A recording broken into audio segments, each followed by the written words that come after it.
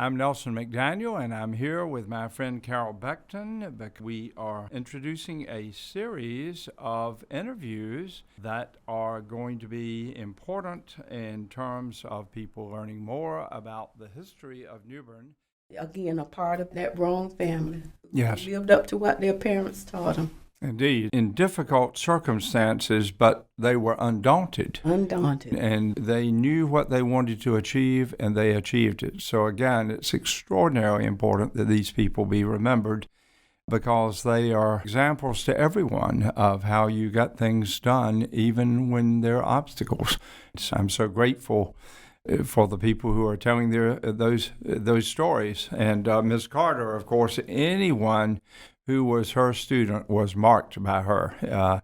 People through the years have always known that when you meet someone who came through the African American schools, the Negro schools, if they ever had Ms. Carter as a teacher, you will find out about it very fast because they are marked. I mean, it was one of the most important influences in their lives. So there were people like this, like J.T. Barber, like Grover C. Fields, like Ms. Carter, and like Ethel Staten, who made their mark particularly on young people who carried that torch forward. So they deserve high praise. They do. And as I sit here, I'm thinking I may have missed another Good Samaritan, an important person, Good Shepherd being the great success that it was in the maintenance of high standards. Did I mention Dr. Lula Disasway? You did mention her, but tell a little bit about her. Yes. Now, she lived, was it in China? She was a missionary? She was a missionary in China. Yes. She was from New Bern, from an old family. In fact, if anyone listening to this knows the current pediatrician here, Graham Barden, whose father was also a pediatrician, but through Graham's mother's family, his mother's mother, was a Disasway.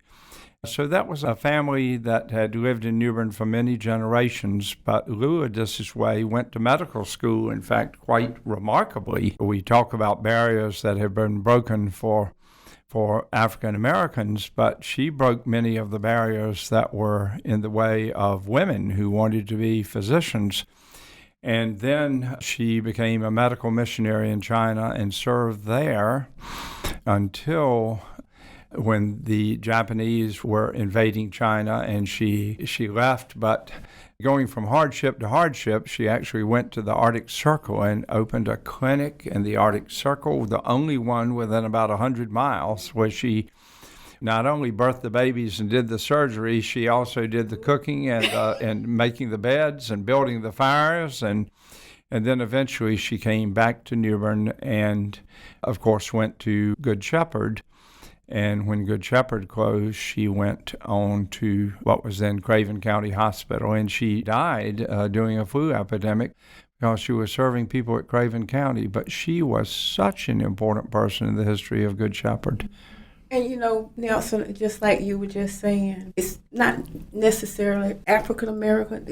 That's the way I feel. New Bern. Yeah. I'm New Bern. Yes. And we are a great history, diverse. But I think back to last week when we had the Fabric Awards. Yes. And that's us. Different, but yes. The same. But we're knit together in love for the same purpose. And that's just maintaining our love one for another, what we do in our community, for our community, to make it, what it is. We have all contributed, and we are all a part of it. And it is imperfect, and it's always been imperfect, and I suppose it will always be imperfect, but there are people who have striven to make it better, and that's been true for a long time. And some of the people you've talked about today are great, great, great heroes to all of us. I'm so grateful. I love hearing you talk about them. I just love hearing you talk about them. Well, we might have, if we do have a few more minutes, to maybe just talk a little bit about the Negro Library. Yes, Since we've come this far, and I think I can get through that. We talked about Charlotte Rhone. She was very instrumental in the beginning of Good Shepherd Hospital, along with that entire committee, but she served on that committee. And as that project came to the end with the hospital, they start saying, our children need a library. Now, Charlotte head that committee, and there were others. In fact, a Mrs. Whitehead, a Mrs. Whitfoot, representing the Department of Social Services, where by that time, that's where Kara worked. The other represented the New Bern Library, which was the white library. Mm-hmm. And then you had state representatives coming in. You had John Thomas Barber, and you had others. But just to name those names, who came together then as a committee to see what could be done to get a colored library going. And so after many fundraisers, many donations and endowment, and the community working together, when I speak about John Thomas Barber, who at the time was the principal of West Street School, he made available at the school, as they were beginning to work on the library, a section of the school that actually began to serve as a library. In that spot, they called it the alcove. If I remember correctly, from my having attended West Street first grade through 8th grade, I remember when I was in the 4th grade, that one of the buildings that sat to the side had an alcove and kind of curved like, but at any rate, they had this section designated as a library. People began to donate volumes of books, raise money, and as I said, they were given donations from different organizations. I know the Duke Endowment was among them, and others as well. So with the work of that committee, and they put Carrie in charge, she found a parcel of land, and guess where it's located? It's located directly across the street, right in front of the hospital, yeah. Good Shepherd Hospital. So by now, West Street is the mecca of Negro culture for us. Mm-hmm. We had West Street School, we had a library, we had a hospital, we had funeral homes on that street. There were stores, it became the very, very place of culture for us. And so about 12 years after the hospital opened, the library opened, and it was the first librarian, I believe the only one, was Mrs. Lowe. She was the librarian there for years until integration came, and it closed in, I think it was 1972 when the library closed, 72 or 74. And Mrs. Lowe went to New Bern Library, then I forgot where it was located then, because I don't think it was in this location where it is now, no. But at any rate, Mrs. Lowe, went in with that, and the building closed.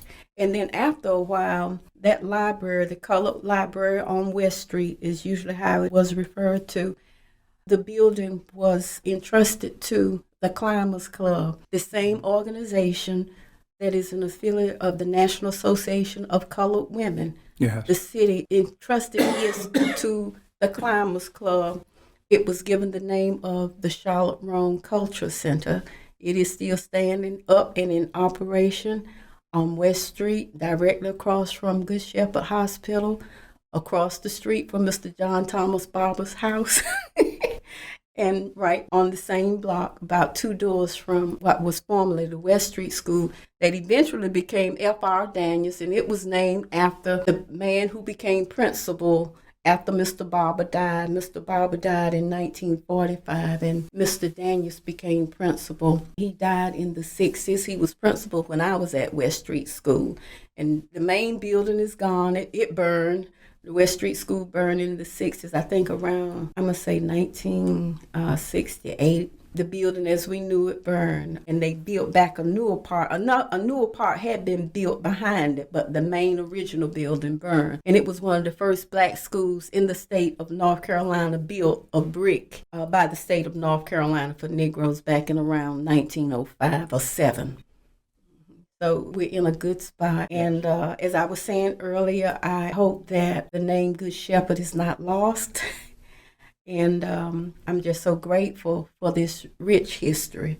And I wish I had covered it all. I probably would think of a lot more as we conclude. But I'm thankful to God for just surviving, for the community that we have. And even with differences, and that's just life, we still, pull together. to make New Bern what it is. Absolutely. And as you say, that West Street corridor is a reminder of so many of these things what we've talked about today. That's a very important historic street in New Bern because it still has so much material culture associated with this history that we have discussed. Well, Carol, it is always so informative to talk with you, as well as pleasant and fun. And so thank you so much for being willing to share all of this and to share so many other things with the community. Many people are grateful to you, and I am among those. So thank you. Thank you. And on behalf of the African American Heritage Culture Center, this is their project, and I'm just grateful that we thought to do this, and I know that this will just be the beginning of others to come.